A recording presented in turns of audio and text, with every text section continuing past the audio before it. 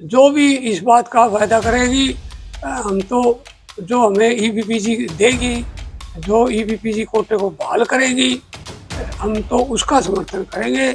हम किसी पार्टी के गुलाम या हमें कोई यूज करे ऐसा नहीं। देखो, ये हमारी जीवन रेखा है।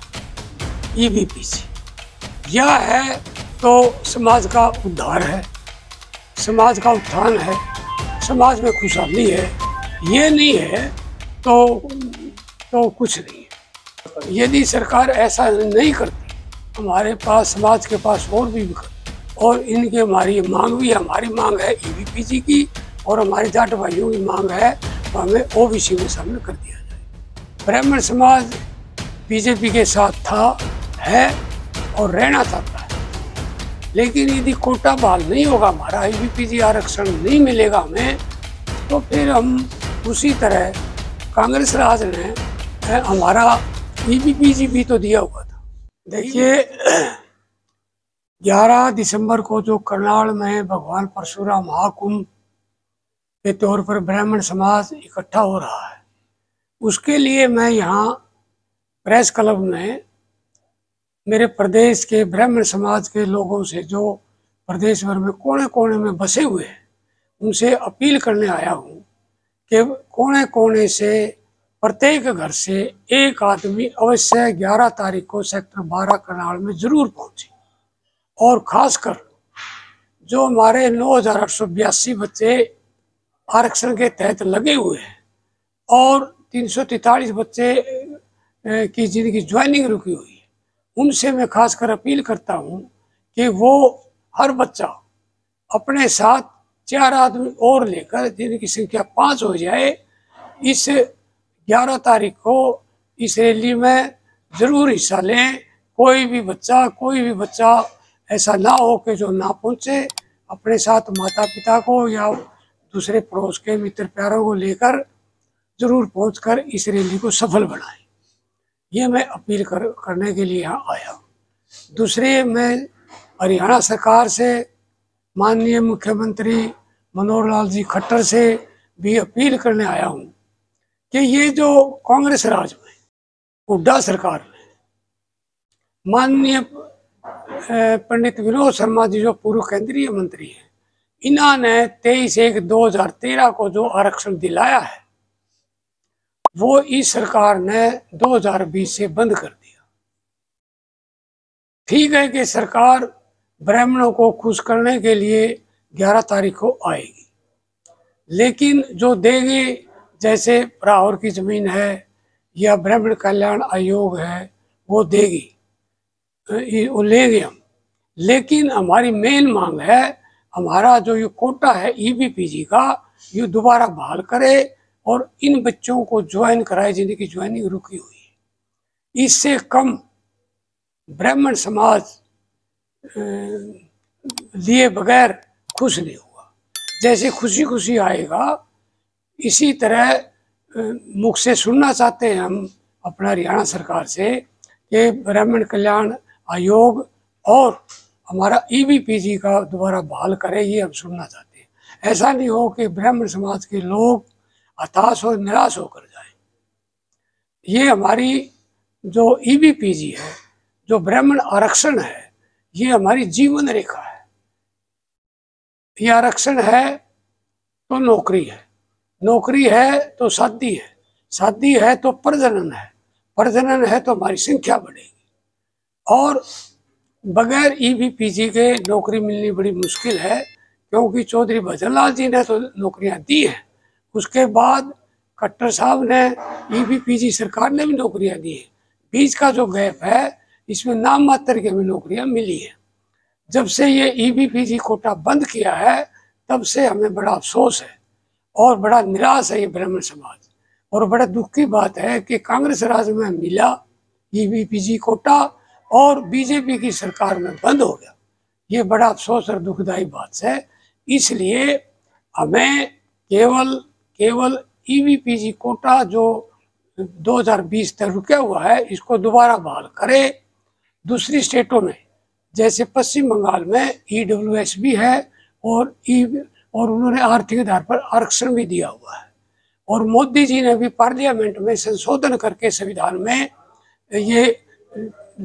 ये पास किया हुआ है कि आर्थिक आधार पर आरक्षण दिया जा सकता है। तो ये दिया हुआ आरक्षण हमारा पुनर्बहाल करें, ये हमारी मांग है। इससे बगैर हम कोई बात स्वीकार करने को तैयार नहीं है। आरक्षण है तो रोजगार है, रोजगार है तो ब्राह्मण समाज का उत्थान होगा।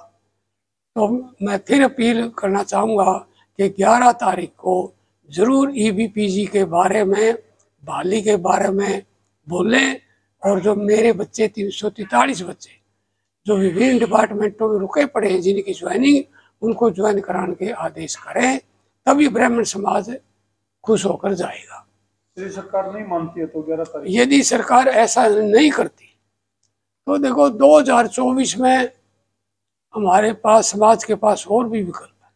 हम नहीं चाहते कि भाई बीजेपी से दूर जाए। ब्राह्मण समाज बीजेपी के साथ था, है और रहना चाहता है, लेकिन यदि कोटा बहाल नहीं होगा, हमारा EBPG आरक्षण नहीं मिलेगा हमें, तो फिर हम और विकल्प तलाश करेंगे 2024 में। EWS के होते हुए EBPG की जरूरत क्या है? EWS सेंटर का दिया हुआ है, कोई जरूरी नहीं कि वह सरकार EWS को माने। हमारा लिया हुआ जो पहले था वो भी तो हमारा लिया हुआ था। जैसे सेंटर ने EWS दे दिया, उसी तरह कांग्रेस राज ने हमारा EBPG भी तो दिया हुआ था। EBPG बंद कर दिया, EWS लागू कर दिया, जबकि दूसरी स्टेटों में 69% आरक्षण है। यहाँ भी क्यों नहीं 69% आरक्षण किया जाए? और हम जो EWS है इसमें हम रहना नहीं चाहते, और कितना अच्छा हो कि हमें EBPG कोटा में शामिल कर दे, और हमारे जो जाट भाई हैं इनको OBC में शामिल कर दिया जाए, कितना अच्छा होगा। और इनकी हमारी मांग भी, हमारी मांग है EBPG की, और हमारे जाट भाइयों की मांग है हमें OBC में शामिल कर दिया जाए, कितना अच्छा रहे। 11 तारीख को आपने प्रोग्राम का अनाउंस कर रहे हो, जाना है, क्या आपके ऊपर दबाव है इस बात का? कोई नहीं, दबाव क्या है, ये मेरा फर्ज है कि ये भगवान परशुराम की महाकुंभ रैली है, उसमें प्रत्येक घर को अवश्य जाना चाहिए और इसकी महाकुंभ की शोभा बढ़ानी चाहिए। दबाव की क्या बात? जो EBPG के कैंडिडेट बचे हुए हैं, अगर क्या चाहते हो कि खट्टर साहब से पहले मुलाकात हो, या किस तरीके से आप मानोगे भाई हाँ ये प्रोग्राम सही चले? हमें मुलाकात का जिक्र भी हुआ था जी, आयोजकों ने हमसे वायदा भी किया था कि हम शीघ्र ही आप बातचीत कर लेना, और जो कहना चाहते हो, जो ज्ञापन देना चाहते हो वो दे देना। अभी तक तो समय नजदीक आ गया, अभी तक यह बात चली नहीं चली। मतलब आपसे मुख्यमंत्री से मिलने का वादा हुआ था, पर वो वादा पूरा नहीं हुआ अभी? हाँ, पूरा नहीं हुआ, वो वादा, मिलने का वादा हुआ था। भूपेंद्र सिंह हुड्डा ने इसको लागू किया, हाँ तो आगे अगर कोई ऐसा आश्वासन मिला है, और जैसे दूसरा विकल्प आपको हो तो हम तलाश लेंगे दूसरा विकल्प। और 11 तारीख को यहाँ कोई ऐसी घोषणा नहीं होती है कि EBPG को लागू किया जाए, तो दूसरा विकल्प कांग्रेस हो सकता है। देखो, ये हमारी जीवन रेखा है EBPG।